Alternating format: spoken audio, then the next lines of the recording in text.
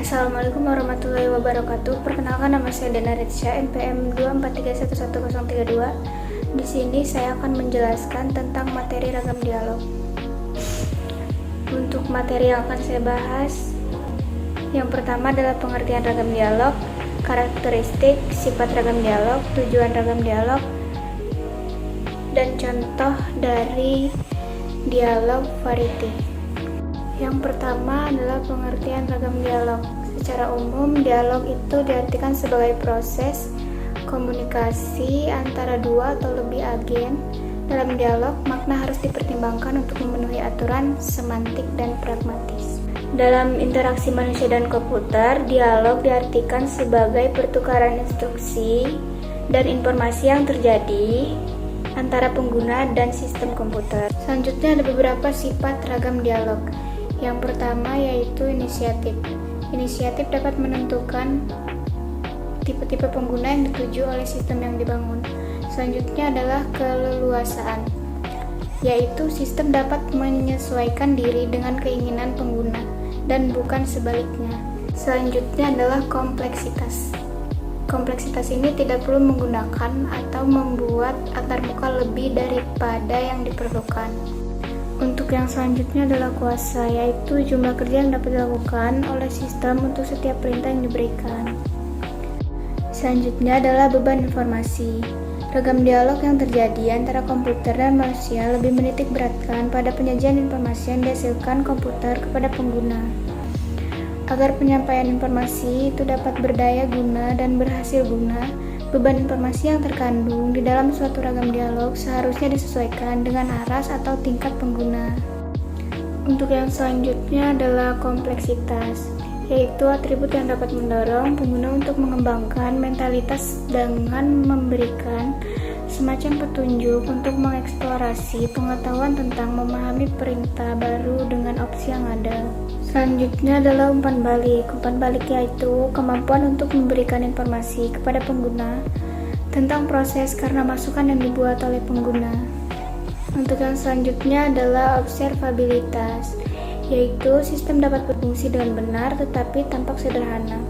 Untuk yang selanjutnya adalah kontrolabilitas, yaitu sistem yang selalu dalam kendali pengguna. Untuk sifat ragam dialog yang terakhir adalah efisiensi. Efisiensi sangat penting jika berpengaruh pada waktu tanggap atau laju penampilan sistem. Tujuan ragam dialog adalah untuk mendapatkan satu kriteria yang sangat penting dalam pengoperasian sebuah program aplikasi, yakni aspek ramah dengan pengguna atau sering disebut dengan user friendly. Untuk yang selanjutnya, ragam dialog interaktif. Ragam dialog interaktif ini ada beberapa. Yang pertama, dialog berbasis perintah tunggal, yaitu ragam yang paling konvensional. Perintah-perintah tunggal yang dapat dioperasikan biasanya tergantung dari sistem komputer yang dipakai dan berada dalam suatu domain yang disebut bahasa perintah. Selanjutnya, dialog berbasis perintah pemrograman, yaitu dalam keadaan tertentu, pengguna dialog berbasis perintah tunggal sering tidak memadai, khususnya ketika pengguna harus memberikan sederetan perintah-perintah yang sama setiap kali ia menjalankan program aplikasi tersebut. Selanjutnya adalah antarmuka berbasis interaksi grafis. Secara umum, cukup sulit membedakan antarmuka berbasis manipulasi langsung dengan antarmuka berbasis interaksi grafis. Pada program-program yang berkemampuan hypertext, program akan memberitahu pengguna bahwa pengguna dapat melakukan links ke teks atau dokumen yang lain. Yang selanjutnya, antarmuka berbasis icon. Antarmuka sering memanfaatkan simbol-simbol dan tanda-tanda ini untuk memberitahukan pengguna akan kemampuan dan fasilitas yang dimiliki oleh suatu program aplikasi. Ragam dialog yang banyak menggunakan simbol-simbol dan tanda-tanda untuk menunjukkan suatu aktivitas tertentu disebut dengan antarmuka berbasis icon.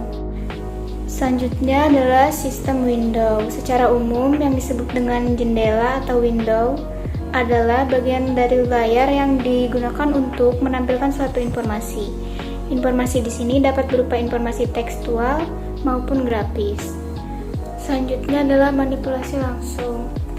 Adanya penyajian langsung suatu aktivitas oleh sistem kepada pengguna, sehingga aktivitas itu akan dikerjakan oleh sistem komputer ketika pengguna memberikan instruksi lewat manipulasi langsung dari semacam kenyataan maya atau virtual reality yang terpampang lewat tampilan yang muncul di layar. Selanjutnya adalah antarmuka berbasis bahasa alami. Dengan melihat pada perbedaan bahasa yang digunakan oleh manusia dan komputer, maka sebuah sistem yang mengimplementasikan dialog berbasis bahasa alami perlu mempunyai sebuah sistem penerjemah yang dapat menerjemahkan suatu kalimat pada dua arah. Selanjutnya adalah sistem menu. Sistem menu merupakan pilihan yang tepat untuk menunjukkan kemampuan dan fasilitas yang dimiliki oleh sebuah program aplikasi kepada pengguna. Menu adalah daftar sejumlah pilihan dalam jumlah terbatas yang biasanya berupa suatu kalimat atau kumpulan beberapa kata. Yang terakhir adalah dialog berbasis pengisian borang. Teknik dialog pengisian borang atau form filling dialog merupakan suatu penerapan langsung dari aktivitas pengisian borang dalam kehidupan sehari-hari, di mana pengguna akan dihadapkan pada suatu bentuk borang yang ada di layar komputer yang mereka gunakan. Jadi dalam dana ini ada Diana Digital Assistant yang mampu merespon pertanyaan pengguna secara cerdas serta bertindak sebagai asisten dengan memberikan sugesti dan penyelesaian untuk pengguna yang mengalami masalah pada akun Dana.